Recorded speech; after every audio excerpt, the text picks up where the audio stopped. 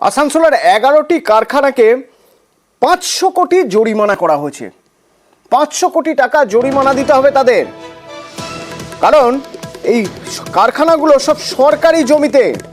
দীপক রয়েছেন আমার সঙ্গে। দীপক, কারখানা তৈরি হয়ে গেছে, সেই কারখানা এতদিন পরে হঠাৎ মনে পড়লো যে এই কারখানাগুলো বেআইনি জমিতে।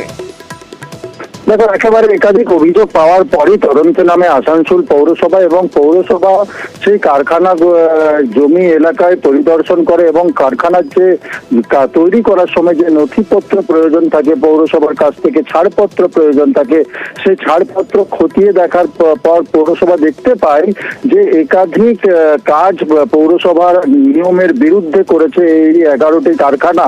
যেমন হচ্ছে বৈধ প্ল্যান ছাড়াই কারখানার একাধিক কাজ নির্মাণ করা হয়েছে এবং পৌরসভার কাছে যে অনুমতি নেওয়া প্রয়োজন ছিল কারখানা কর্তৃপক্ষের, সেই অনুমতি না নিয়েই তারা কাজ চালিয়ে যাচ্ছিল দীর্ঘদিন ধরে। এই অভিযোগ পাওয়ার পরই নড়েচড়ে বসে পৌরসভা। প্রথমে তাদেরকে নির্দেশ দেয় কি যেই কাজগুলো বেআইনি ভাবে হয়েছে সেই বেআইনি নির্মাণ ভেঙে দিতে হবে, না হলে পৌরসভা জরিমানা করতে হবে। এই নিয়ে পৌরসভা প্রায় 11টি কারখানাকে 500 কোটি টাকা জরিমানা করেছে এবং 15 দিনের সময়সীমা বেঁধে দেওয়া হয়েছে পৌরসভার পক্ষ থেকে। যদি এই 500 কোটি টাকা জরিমানা না দেয় তাহলে পৌরসভা আইনি ব্যবস্থা নিতে চলেছে এই সব কারখানাগুলির পক্ষে।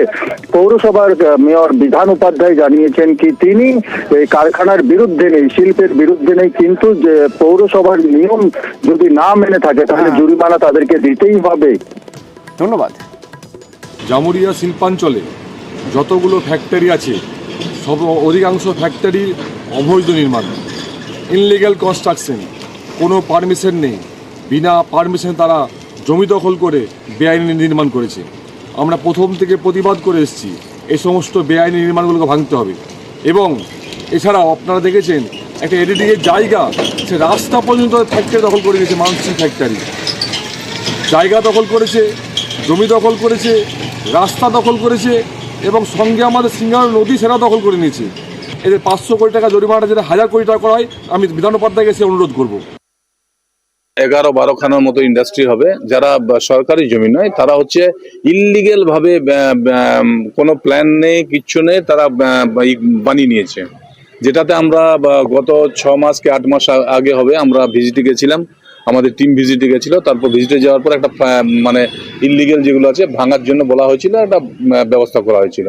তারপর তাদের সাথে তারা লাস্ট কয়েকদিন আগে এসেছিল আমাদের কাছে, 15 দিন টাইম চেয়েছে। 15 দিনের মধ্যে বললো যেটা আপনাদের মানে যেটা ফাইন রয়েছে বা যা রয়েছে, যেটা করলে আইনত সুযোগ পাওয়া যাবে সেটা করার ব্যবস্থা আপনারা করছেন।